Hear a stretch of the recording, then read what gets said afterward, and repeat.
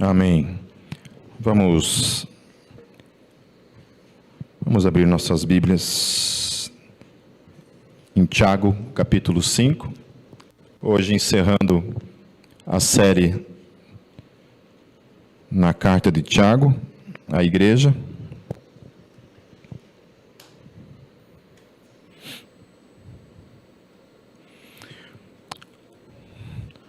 Como nós estivemos vendo nos outros 4 capítulos, não sei quanto a vocês, mas eu achei assim, Tiago bem faca na caveira, assim, né?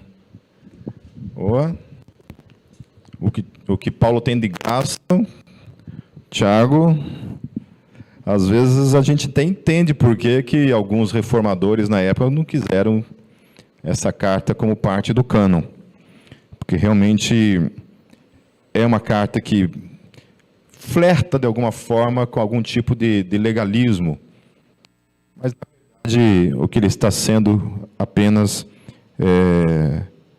verdadeiro com aquilo que deve ser de fato a vida cristã. Amém? A vida cristã não é uma brincadeira, realmente tem que ser levada a sério, e especialmente nessa questão das obras, né? Onde ele vai tratar ali no capítulo 3, essa questão de que fé sem obras não é fé. Então, aquele entendimento de que salvação é pela fé, uma fé que não produz absolutamente nada, uma fé estéril, uma fé infrutífera, ele coloca em xeque isso.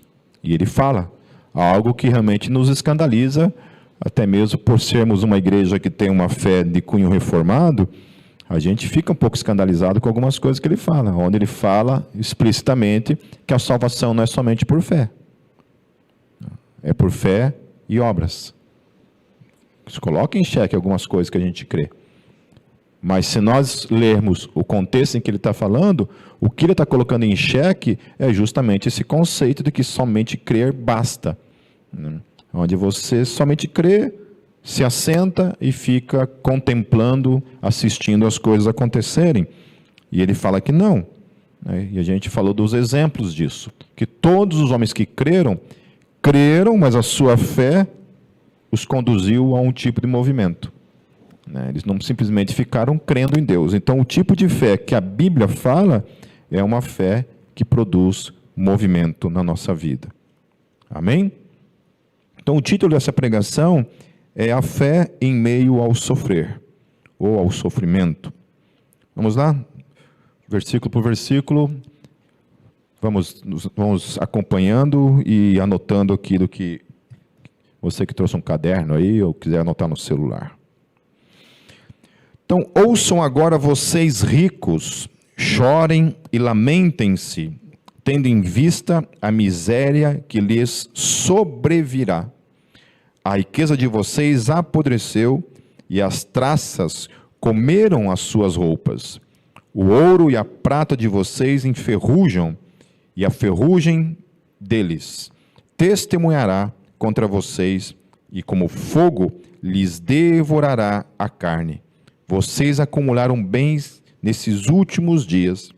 Vejam o salário dos trabalhadores que ceifaram os seus campos, e que por vocês foi retido com fraude, está clamando contra vocês.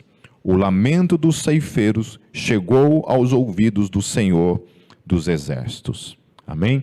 Então, a primeira coisa que Tiago bate de frente aqui é em relação à questão daquele que explora o pobre, que enriquece às custas do pobre, e ele coloca isso em xeque. Fala assim, olha, você um dia vai colher o fruto disso. Ok? Aqui, isso aqui não cabe aqui dentro, obviamente, né? Por enquanto. Espero que um dia vocês sejam ricos e um dia essa palavra possa falar no coração de vocês. Mas até lá, a gente vai tratar isso dentro de uma perspectiva, trazendo isso para a nossa realidade. Ok? Então, trazendo para a nossa realidade, nós estamos, então, dentro daquilo que Tiago está falando. Muitos de nós trabalhamos, né, somos empregados, ou nos viramos no dia a dia aí como autônomos, estamos sujeitos a certas situações constrangedoras quando você está ali trabalhando, né, vendendo para um cliente o seu produto. Esses tempos lá perto de casa eu fui comprar uma carne no domingo para o almoço, e tinha um casal de um senhor e uma senhora na minha frente, sendo atendido. Rapaz do céu, eu nunca vi aquilo, nunca tinha presenciado aquilo na minha vida. Ô velha chata, que velhinha endemoniada. Tipo assim, essa faca aí, você usou luva? Sim, estou usando luva.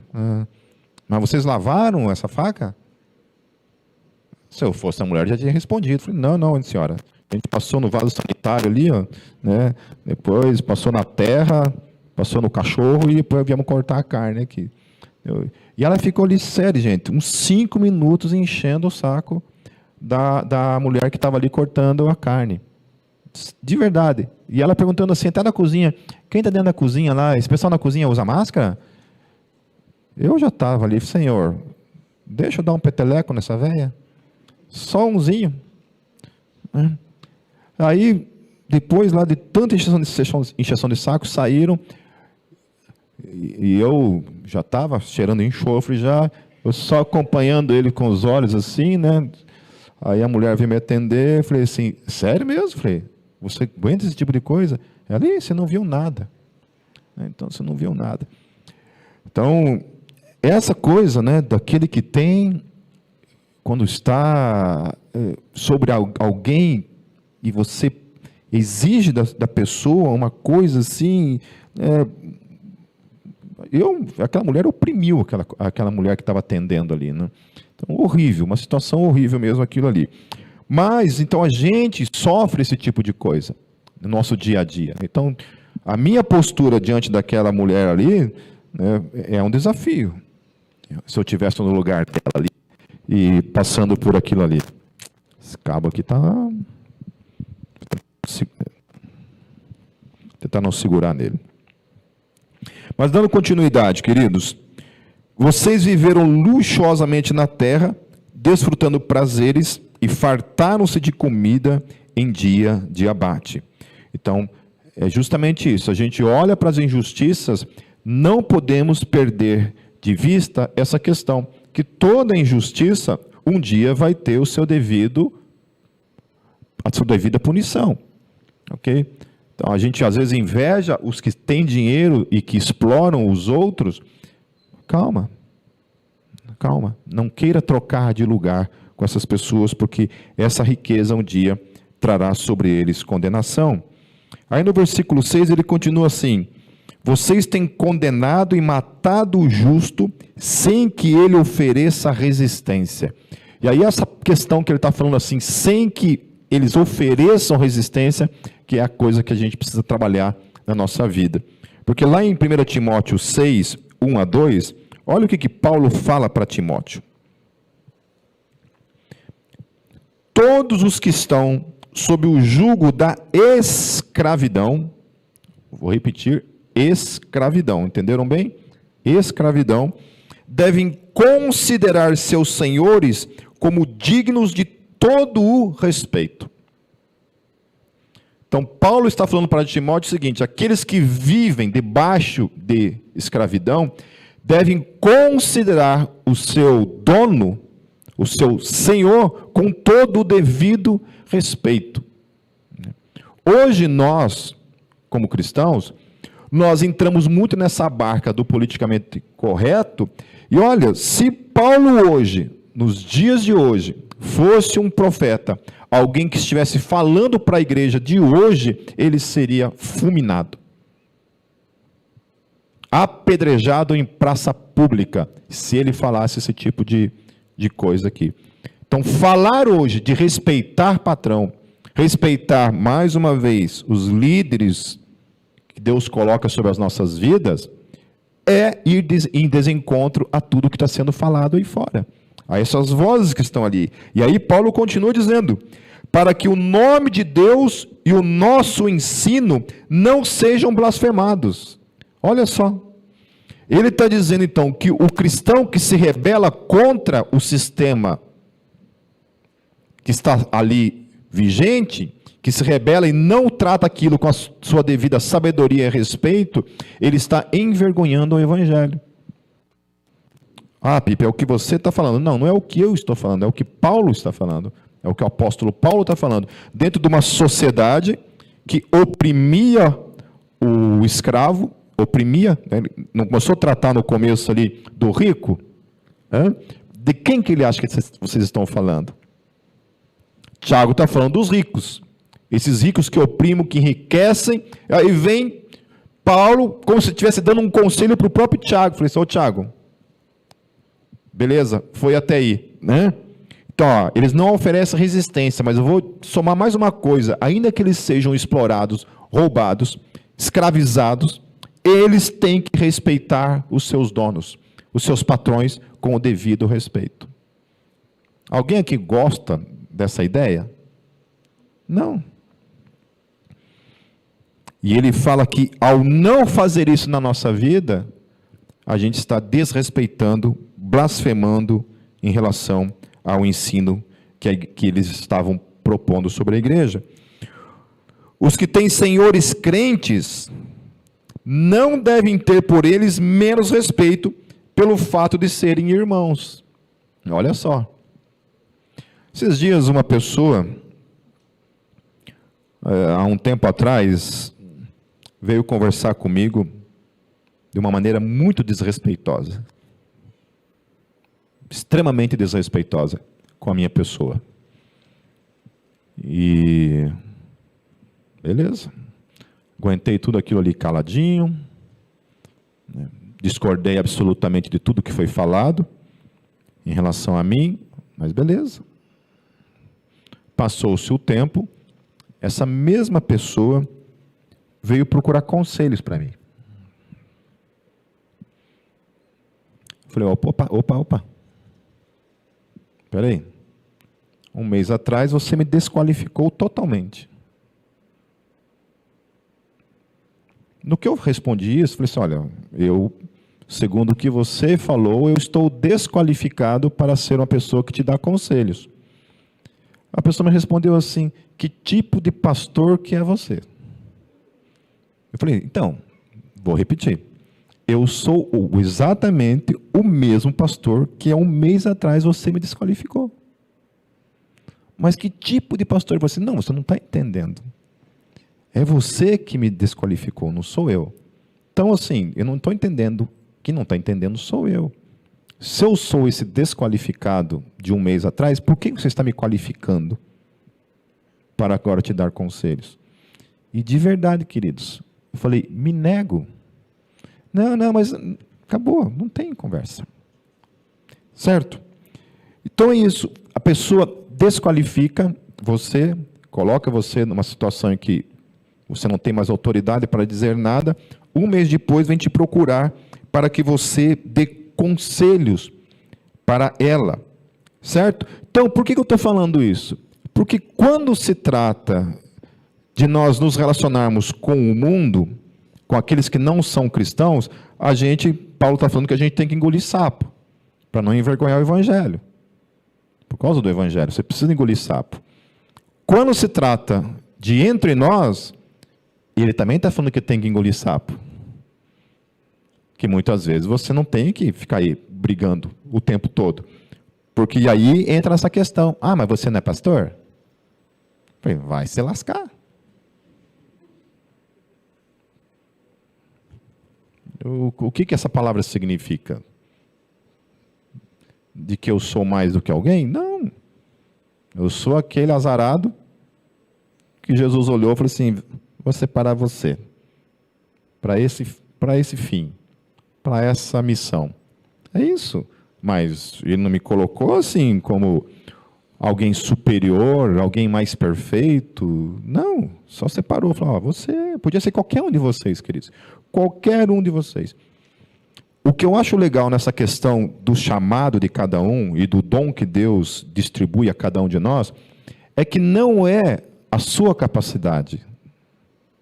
Vocês estão entendendo? Qualquer um de vocês aqui poderia ter sido chamado para fazer exatamente aquilo que eu faço. Eu estava dando aula na Jocum essa semana, e eu estava falando para eles assim, né? Estava dando aula de apologética, que envolve muitas questões de raciocínio, questão de filosofia, coisa pesada, assim, faz realmente a cabeça das pessoas sair em faísca, né? Sair em fumaça. E eu falei para eles assim, mais uma vez, eu falei, olha, eu não me considero um cara inteligente. Eu não me considero um cara inteligente. O que me diferencia de vocês é que eu leio. Ponto, é isso aí. Qualquer um que ler como eu leio, ler os livros que eu leio, se debruçar em estudar, ter as ferramentas teológicas que eu tenho, porque eu estudei, vai ter o mesmo pensamento, o mesmo poder de racionalizar, de pensar, de elaborar argumentações. Qualquer um tem essa capacidade. Por que eu estou falando isso? Porque a questão do meu chamado, como mestre, ou como pastor, como evangelista, qualquer coisa, foi exatamente assim. Deus olhou para mim e eu quero usar você. É esse aqui que eu vou usar. E aí, o que a Bíblia fala assim, ao que ele chamou, ele capacitou. Então ele capacita. Então qualquer um de vocês, o chamado Deus capacita. Amém? Não é mérito, não é porque já existia em mim ou existe em você, a priori, alguma coisa que você tem a mais do que o outro. Não, Deus olha para você, é esse aí mesmo que eu quero usar. Vai te capacitar para isso. E às vezes o que é mais interessante é assim, que ele, lá na tua história, esse livro que o João escreveu, que é Deus e a subjetividade da vida cristã, eu acho que é o nome do livro, que o João Vavassor escreveu, é bem interessante porque ele fala isso, ele fala dessa experiência subjetiva de cada um, onde o indivíduo, sem ter a mínima noção de perceber que Deus sempre esteve presente na sua história, trabalhando os detalhes. Por que Deus permitiu isso na sua vida? E aí quando vem o chamado, toda aquela história que havia ali, Deus usa no teu chamado para fazer de você um instrumento. Vocês acham que se eu não tivesse sido punk, hoje nós estaríamos aqui? Deus permitiu aquela loucura toda lá no movimento punk, porque ele tinha lá na frente, o tapeceiro estava ali, cuidando de cada detalhe. Amém? Então, assim como é um desafio para nós, respeitarmos aqueles que nos oprimem no nosso trabalho, na vida, lá fora, qualquer coisa que seja, é um desafio também para nós, nas nossas relações com a igreja. É um desafio que ele está falando aqui. Certo? Então ele fala, os que têm senhores crentes não devem ter por eles menos respeito pelo fato de serem irmãos. Pelo contrário, devem servi-los ainda melhor, porque os que se beneficiam do seu serviço são fiéis e amados. Ensine e recomende essas coisas. Paulo está falando. No versículo 7 de Tiago, continua dizendo assim, portanto, irmãos, sejam pacientes até a vinda do Senhor. Vejam como o agricultor aguarda que a terra produza a preciosa colheita e como espera com paciência até virem as chuvas do outono e da primavera. Então ele está falando isso, tudo que nós suportamos aqui nesse mundo, nós suportamos por causa de um fim. Nós não somos desse mundo, nós aguardamos um novo mundo. Nós não lutamos por nossos direitos nesse mundo. Nós não somos cidadãos desse mundo. Nós pertencemos a um outro mundo. Então ele fala assim, paciência, aguarde. Não falta muito tempo. Suporte o que você tem que suportar nesse mundo, porque está chegando o dia. No versículo 8, sejam todos pacientes e fortaleçam o coração, pois a vinda do Senhor está próxima. Eu acho interessante essa esperança dos primeiros cristãos, né? Eles achavam realmente que a volta de Jesus era iminente. Quando Paulo escreve a primeira carta, ele está falando da parousia, fala da segunda vinda, está ali explorando. Na segunda carta, ele tem que meio que corrigir a primeira carta. O que tinha acontecido depois da primeira carta? Os cristãos de Tessalônica tinham parado de trabalhar. Por quê? Jesus está voltando, para que trabalhar? Se matar para quê? Para que se matar?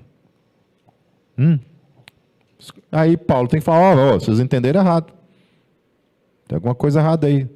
Porque ele não voltará antes disso. Daí ele fala, precisa acontecer a manifestação do anticristo. Mas até isso é meio dúbio, porque quando aqueles cristãos olhavam lá para os Césares da vida, eles viam ali o próprio anticristo. Cara, é muito interessante quando você estuda escatologia e você vai ver o fundo histórico daquilo que tanto Daniel quanto Apocalipse fala a respeito do Império Romano. E que tem muita gente ainda esperando a manifestação, né, olha para a questão lá da Europa e entendem que aquilo ali é uma questão apocalíptica, e enquanto isso já aconteceu há muito tempo atrás. É muito legal, cara, quando você estuda Daniel, você vê a cronologia histórica de Daniel acontecendo no tempo e na história, e que não resta mais nada para acontecer. A única coisa que falta para acontecer, que Daniel profetiza, é a ressurreição. Mas o reino já veio, o Messias já veio. Aquelas visões que ele teve daquelas bestas com cabeças, cara, aguarde o livrinho. É uma bênção, cara. Quando eu fui estudar isso mais a fundo e ver o cumprimento disso no tempo e na história, cara, exatamente como Daniel havia profetizado. E tem gente que ainda está aguardando que Israel vai, né, olhando para aquele Israel que está lá, geograficamente falando, olhando aquilo como o ponto que aponta para a parousia, e aquilo ali não tem nada a ver. Eu já falei para vocês e vou falar novamente. É impossível restaurar Israel. Impossível. Por quê? Porque somente 2 tribos restaram.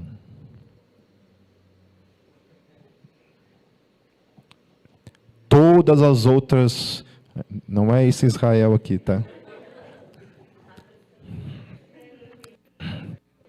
10 das 12 tribos estão absolutamente perdidas. Não tem como serem restauradas.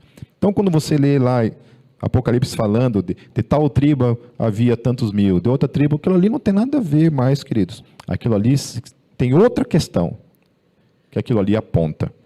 Amém? Mas então, voltando para essa questão, que a vinda do Senhor estava próxima. Então eles tinham isso em ideia, que Jesus já estava para voltar, porém não voltou. Né? Ao ponto que tem muitos que acreditam que Jesus já voltou. Que ele já voltou. E a parousia é, na verdade, a sua desencarnação. Quando você morre, você vai para o céu e ponto. Não haverá nenhum momento na história em que os céus se abrirão e Jesus, de fato, voltará. Assim como ele subiu, voltará nas nuvens. Existe muitos aí falando isso. Eu recebi um vídeo há umas 2 semanas atrás, de um membro da Gólgota, de um canal aí com milhões de seguidores. Assustador. E o cara falando simplesmente assim, que o apóstolo Paulo é um herege. Negando as cartas do apóstolo Paulo. E esse mesmo cara falando que Gênesis 1 e capítulo 2 são contraditórios. E aí, assim, enquanto é um louco falando, beleza. É um cara, um retardado falando, beleza. Né? Mas daí você vai para os comentários, cara. Daí você vê lá um monte de cristão. Glórias a Deus, esse canal me libertou. É um canal que libertou ele das cartas de apóstolo Paulo. Eu não sei o que sobrou para esse cara. Então, aí, o benefício da internet é esse. Né? Você tem lá os canais no YouTube, que você pode ser enriquecido, abençoado com o conteúdo, mas você tem esse lixo. Esse lixo. E como tem lixo, queridos? Como tem lixo teológico no YouTube. A gente achava que lixo teológico era teologia da prosperidade. Teologia da prosperidade é uma bênção. Teologia da prosperidade hoje é reformada. Perto desses caras aí, meu filho. Porque esses caras nem na Bíblia acreditam e querem falar de Jesus para você. Entendeu?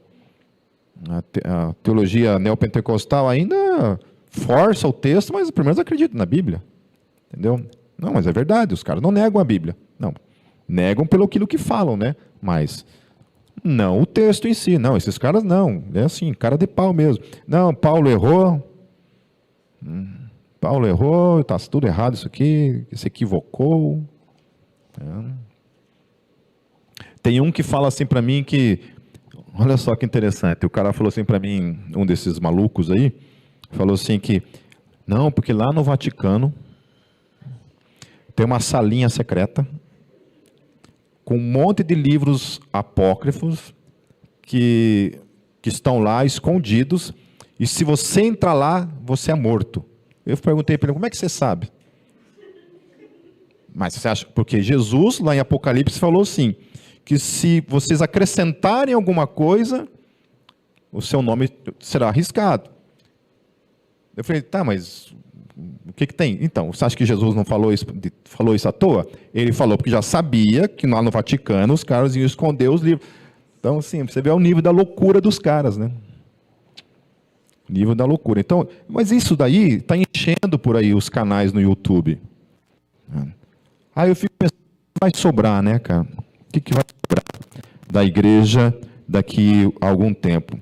E volto a falar, eu não estou falando de canais ali que tem 10, 20 seguidores, são milhões de seguidores. E hoje você se propõe lá a uma pregação bíblica, vai ver quantas visualizações tem. 3, 4, 5, 6, no máximo umas 100. É isso aí. Mas ele vai voltar em nome de Jesus. E o bicho vai pegar. Versículo 9. Irmãos, não se queixem uns dos outros, para que não sejam julgados. O juiz está às portas. Então, mais uma vez, Tiago falando dessa questão relacional, especialmente quando você trabalha com o irmão em Cristo, né? Ou com um cara que não seja cristão. Versículo 10. Irmãos, tenham os profetas que falaram em nome do Senhor como exemplo de paciência diante do sofrimento. Interessante isso, né? Porque aquilo que a Bíblia fala para mim e para você, e exige de mim e de você, não é somente palavras que estão sendo ditas. Está sendo dito o que está sendo dito porque alguém deu exemplo disso para mim e para você. Alguém viveu aquilo antes de ser dito. Alguém experimentou isso e por isso tem a autoridade de falar o que está falando. É possível vivenciar esses princípios que Tiago está falando para mim e para você, porque ele vivenciou, os profetas vivenciaram, o próprio Senhor Jesus vivenciou. Vocês estão entendendo? Amém? Então, não é uma teoria, é uma prática do povo de Deus, é uma prática da igreja e que está sendo trazida para mim e para você.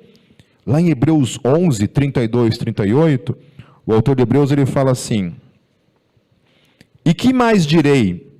Faltar-me-ia o tempo contando de Gideão, e de Baraque, e de Sansão, e de Jefté, e de Davi, e de Samuel, e dos profetas.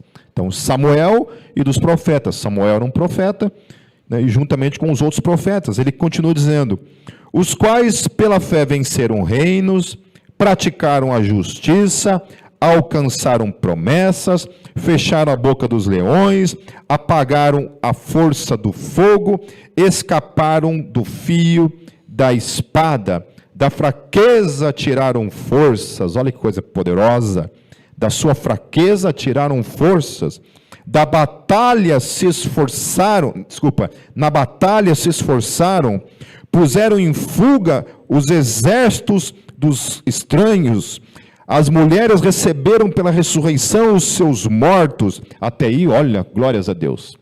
Essa fé aí eu também quero para a minha vida. Em nome de Jesus, tomo posse. Tome posse, meu irmão, nessa noite. Amém? E podemos acabar o culto agora. Ir para casa crendo nisso. Amém? Daí, o autor de Hebreus não para por aí. Daí ele continua a segunda parte, que é a parte que nós não queremos nem cavacatuça. Que a gente fala, está repreendido em nome de Jesus. Que a gente bate na madeira. E ele começa a falar assim, uns foram torturados, não aceitando o seu livramento para alcançarem uma melhor ressurreição. E outros experimentaram escárnios e açoites e até cadeias e prisões. E olha o que ele fala, foram apedrejados, cerrados, tentados, mortos ao fio da espada, andaram vestidos de peles de ovelhas e de cabras, desamparados, aflitos e maltratados. É do mesmo povo que ele está falando. Enquanto que um povo ia lá, ó, apagava o fogo lá, ó, orava lá que nem Elias.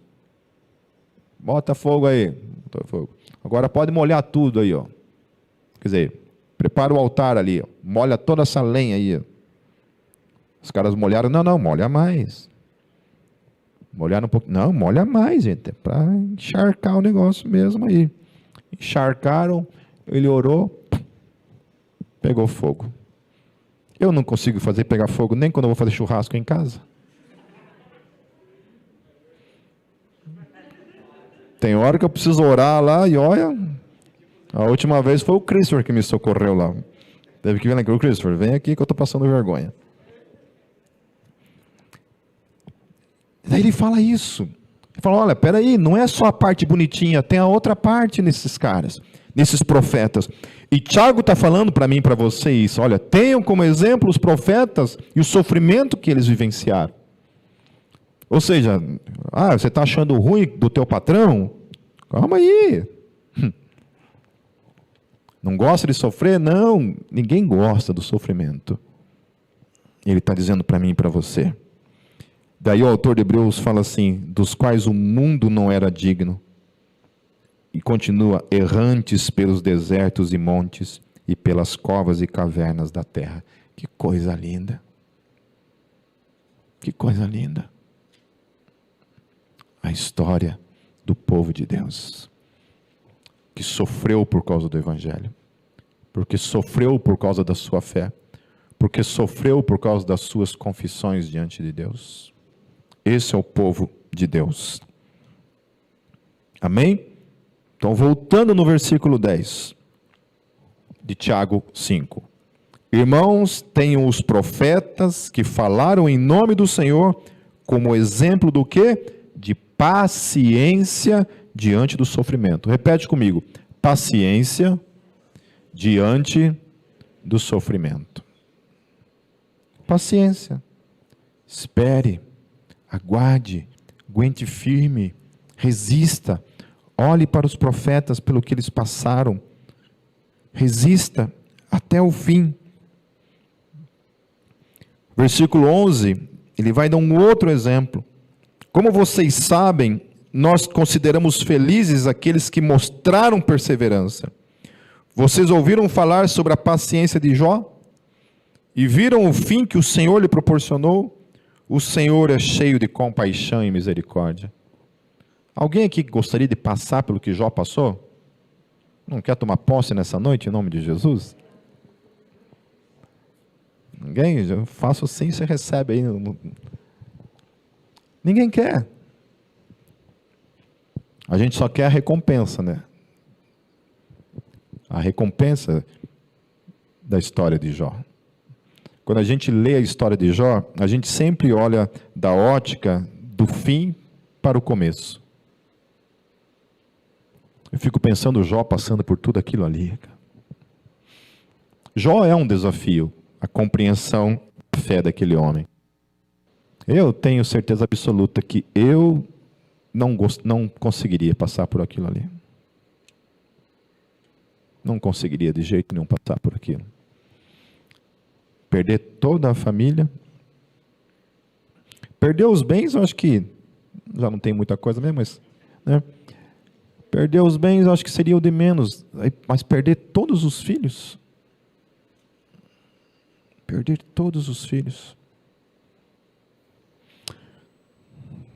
Seven Angels, na época que acho que fez a turnê sul-americana, eles contaram que conheceram uma igreja na viagem chamada Desgarrados, como é que era? E Oprimidos, sei lá como é que era o nome da igreja, onde o casal de pastores já tinha perdido 2 filhos, estava ali firme. Falei, cara, por favor, Senhor, passa de mim esse cálice, de passar por algo semelhante a isso. Então, a paciência de Jó foi paciente diante de todo o sofrimento. Tudo estava dando errado. Aquilo ali aponta para uma outra realidade para mim e para a tua vida. Tudo pode estar dando errado, meus queridos, mas o céu vai recompensar tudo. Amém? O céu vai valer a pena. No versículo 12, queridos, quase encerrando: sobretudo, meus irmãos, não jurem nem pelo céu, nem pela terra, nem por qualquer outra coisa. Seja o sim de vocês sim, e o não, não, para que não caiam em condenação. Entre vocês há alguém que está sofrendo, que ele ore. Há alguém que se sente feliz, que ele cante louvores. O que ele fala em relação ao sofrimento? A nossa tendência é nos afastarmos de Deus quando nós estamos sofrendo. Eu estou lendo a biografia do Michael Sweet, e ele contando quando a esposa dele teve câncer, e acabou falecendo por causa do câncer, né? E o quanto eles questionaram Deus, vivenciando aquilo ali. E a gente nem julga, né? Porque a gente se visualiza numa situação daquela ali, a gente chega até a passar mal só de visualizar, imagine passar por aquilo ali. E ele descrevendo que período escuro, tenebroso, passando por tudo aquilo ali, vendo o sofrimento da esposa, a dor que a esposa sofreu por causa dessa maldita doença. Terrível. Terrível. Mas conseguiram resistir até o fim. Ela faleceu e ele continua aí, pregando o Evangelho por meio dos seus projetos, trabalhos.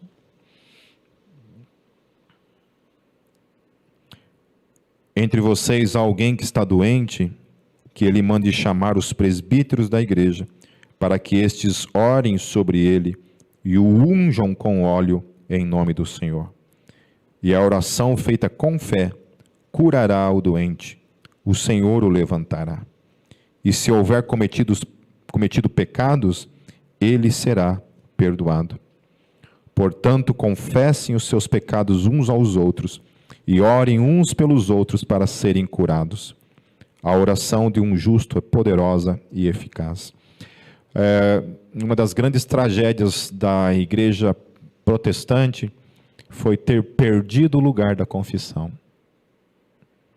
Eu tinha um amigo que quando a gente era criança, ele fazia primeira, segunda comunhão, e ele tinha uma igreja, a minha escola, e na frente da escola tinha a igreja católica a qual ele frequentava. E às vezes eu ia com ele na igreja e ele ia no confessionário, ficava lá um tempo no confessionário, saía do confessionário, né, tinha um tempo de oração ali, eu já era nascido num berço evangélico, não tinha aquele hábito. Mas é uma coisa interessante, que a gente perdeu isso. Não estou dizendo que você tem que ficar confessando somente para o PIP, que a ideia não é essa. A ideia é que nós confessemos uns para os outros. O problema é que a gente perdeu esse hábito devido a uma outra coisa, que é a fofoca. E o medo de falar, né? Tipo um deputado que foi brincar, deu o WhatsApp ali, acabou com a vida. Pensou? Se isso acontece com um de nós? Estou lá confessando meus pecados. No outro dia está eu lá no...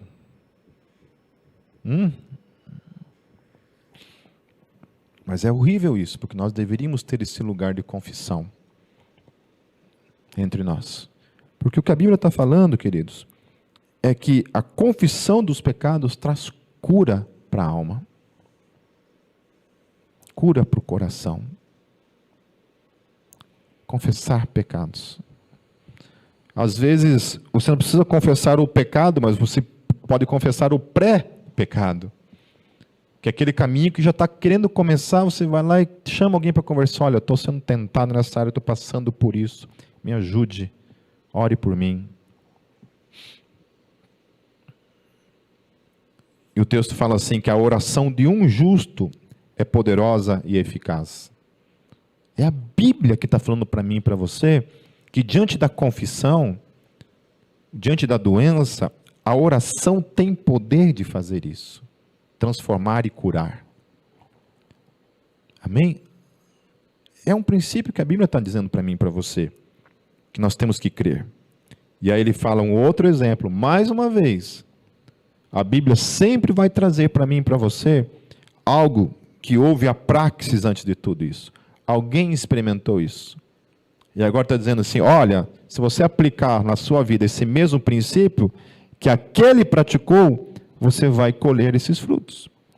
Então, diante do sofrimento, olhe para a vida dos profetas, olhe para a vida de Jó, olhe para a vida desses homens, a resistência que eles tiveram diante do sofrimento, que nenhum de nós aqui passou perto disso.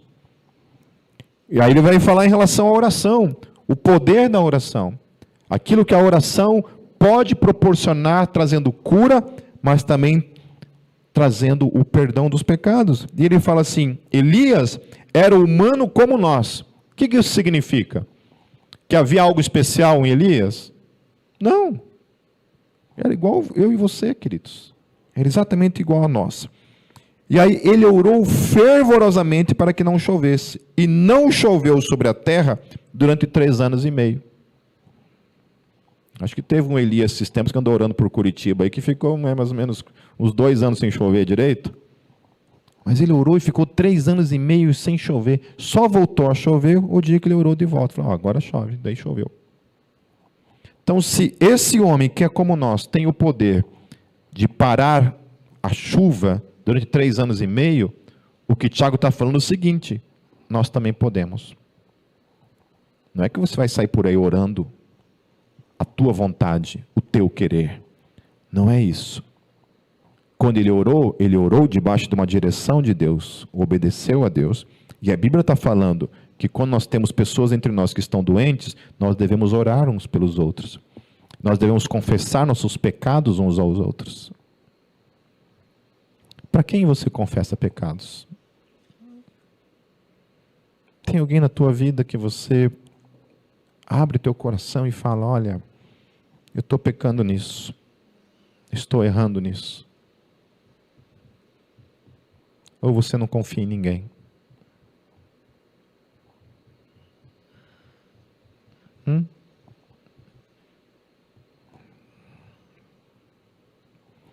Ele orou outra vez e o céu enviou chuva e a terra produziu os seus frutos.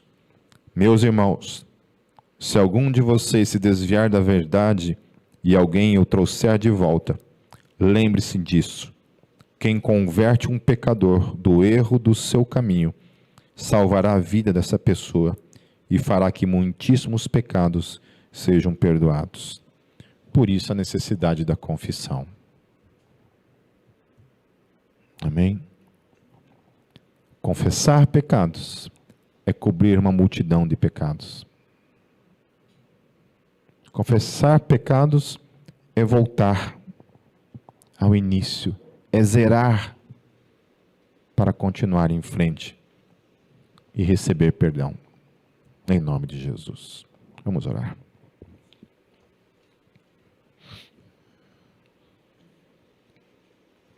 Senhor, obrigado pela tua palavra.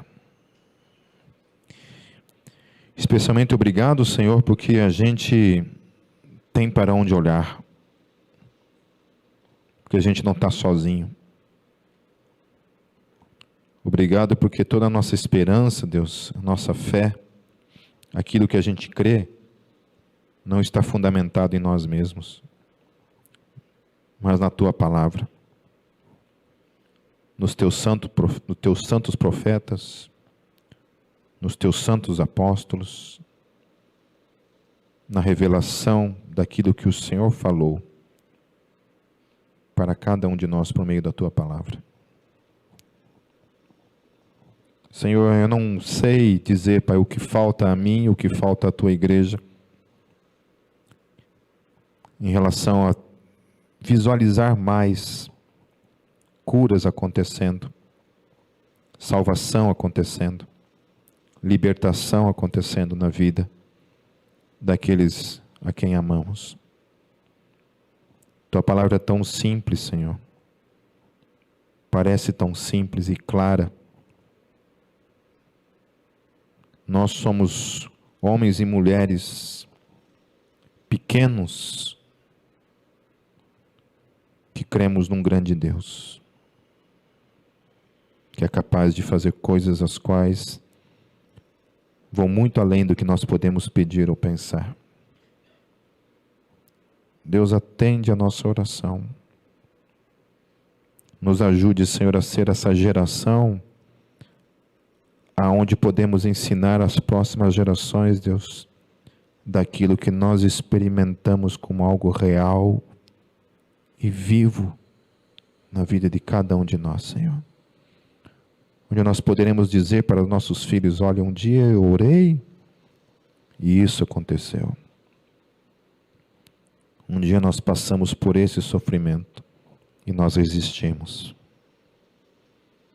Para que as próximas gerações, Senhor, não fiquem órfãos de um testemunho vivo das gerações que a antecederam, Senhor. Não permita, Deus, que o Teu testemunho morra em nós, Senhor. Que ele continue vivo de geração em geração, até o dia em que esses céus irão se abrir e o Senhor voltará para nos buscar. Teu nome, Jesus, amém.